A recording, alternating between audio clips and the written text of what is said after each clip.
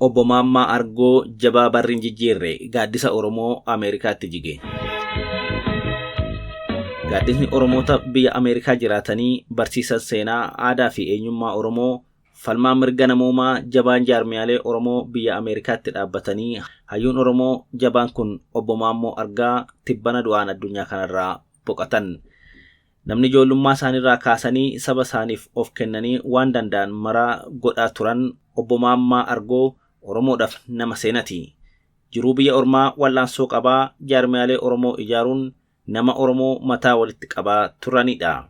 Seenaaf aadaa Oromoos dhaloota barsiisuun hayyoota Oromoo Oromummaa bakka deemanitti babal'isuu fi lafa qabsiisaa akkasumas ilmaan Oromoo biyya alaatti dhalatan seenaa saba isaanii barsiisaa fi warra alagaatti beeksisaa gameessa jiraatanii darbanidha. Kabajamtoota hordoftoota sagalee dirree shaggar sagantaa hundee Oromummaa akkam jirtu. Har'a seenaa nama guddaa Oromummaa lafa qabsiisuuf dadhabaa Oromoo jabeechuuf qabsaa ture akkasumas nama Oromoo ormatti beeksisuufis carraaqaa ture kan Oromoon tibbana du'aan of biraa dhabee seenaa Obbo Maammaa Argoo isinii dhiyeessina. Biyya Ameerikaa Siyaatil jiraataa kan turan Obbo Maammaa Argoo qabsoo Oromoo keessatti nama takkaa of duuba hin jenne hanga gaafa isaanii gamtee dadhabanii hirkataniitti ejjennoo hin daddaaqamneen qabsoo Oromoo tumsuun umurii isaanii guutuu kan dabarsan ta'uu seenan ragaa bahaaf. Qabsoo Oromoo fi waa'ee uummata Oromoo ilaalchisee warra lixaatiif hubannoo kennuu irratti hojii guddaa hojjechuu isaaniitu himama. Nama iddoo Oromoon itti walga'e irraa hin hafne nama osoo Oromoo fi Oromiyaaf falmuu boqotan ta'uu seenan isaanii ni hima. Bara 1946 godina Arsii Lixaa Shaashamanneetti dhalatanii kan guddatan Obbo Maammaan jalqaba bara 1960mootaa keessa waayilan isaanii waliin ta'uun naannawa isaaniitti sochii barnoota babal'isuu jalqaban jedhama. Sochii isaanii kanaan gandoota baadiyyaa hedduu keessatti manneen barnootaa banuu fi barsiisuu isaaniitu himama. Obbo Maammaa Argoo barnoota fayyaa kan baratan yoo ta'u, bara 1969 koolleejjii narsootaa hospitaala yaadannoo Zawudituutti digirii isaanii fudhatan. Koolleejjii fayyaa hawaasaa Gondaritti barsiisaa narsii ta'uunis waggoota 2 tajaajilaniiru. Magaalaa Daseetti ammoo daayireektara mana barumsaa gargaarsa fayyaa hospitaala Asfaawasan ta'uunis waggoota 2 sadarkaa hooggansaan hojjetaniiru. Godina Arsii Lixaa magaalaa Bulbulaatti mana qorichaa banuun hawaasaaf qorichi dhiyeenyatti akka dhiyaatu hojjetaas turaniiru.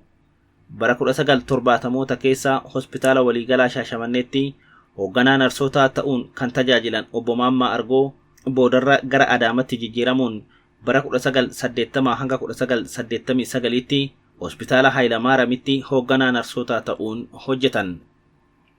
Obbo Maammaa Argoo qabsoo Oromoo jabeessuu erga bubbulanii otoo hin taane ijoollummaan itti seenanii jedhu namoonni isaan beekan. Bara 1989 gara biyya Ameerikaatti qajeeluun Washington DC galuun achi jiraachuu eegalan.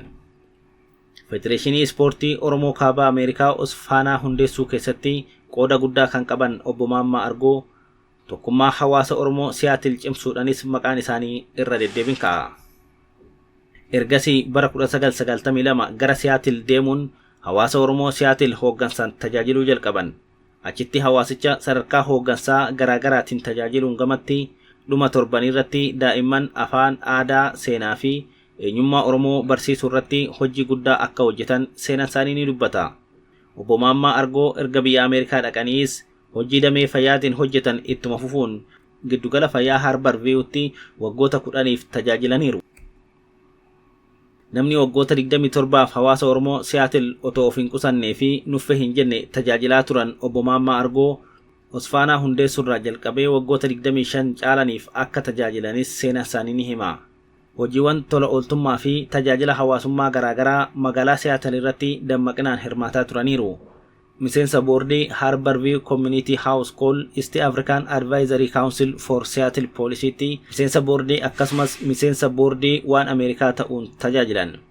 Kana malees Horn of African Service irratti tola ooltummaan tajaajiluu Seattle'tti miseensa qindoomina jaarmiyaalee Afrikaa garaagaraa ta'uun hojjechuu isaaniitu ibsame.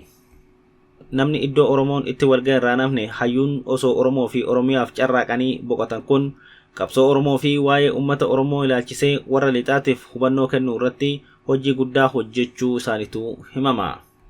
Lubbuun darbuu hayyuu kanaa hordofee namoonni gurguddoon Oromoo hedduun eenyummaa fi oolmaa obbo Maammaa Argoo Oromoof oolan ibsataniiru. Namni siyaasa Oromoo keessatti beekamu obbo Jawaar Mohammad akkana jechuun dhugaa obbo Maammaa Argoo Oromoo biraa qabu ibsaniiru.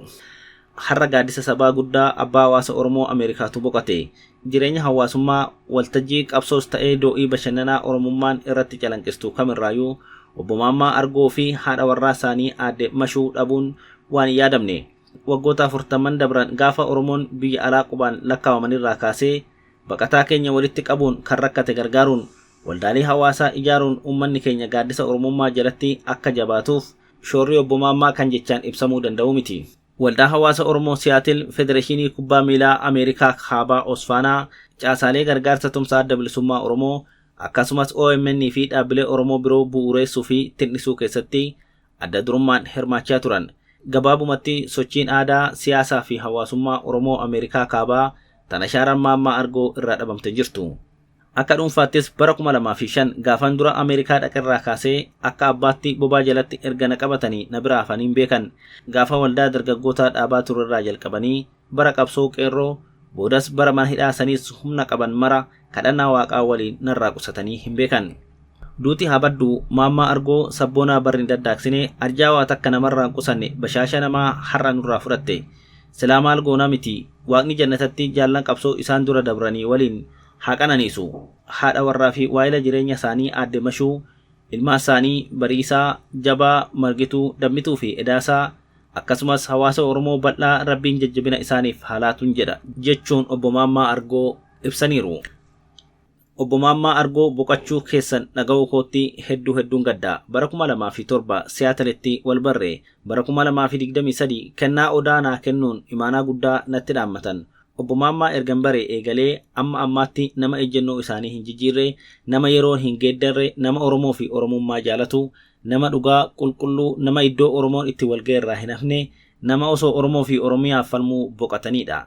Ilmaan Oromoo ati qabsootti guddifte hawwii kee galmaan ni ga'u. Abbaa keenya obbo Maammaa Argoo nagaan boqadhu. Maatii obbo Maammaa hiriyoota hawaasa Siyaatil diyaaspooraa Oromoo walumaagala uummata Oromoo maraaf jajjabina hawwa jechuun kan gaddasaa ibsate immoo gaazexeessaa Dajanee Guutamaati.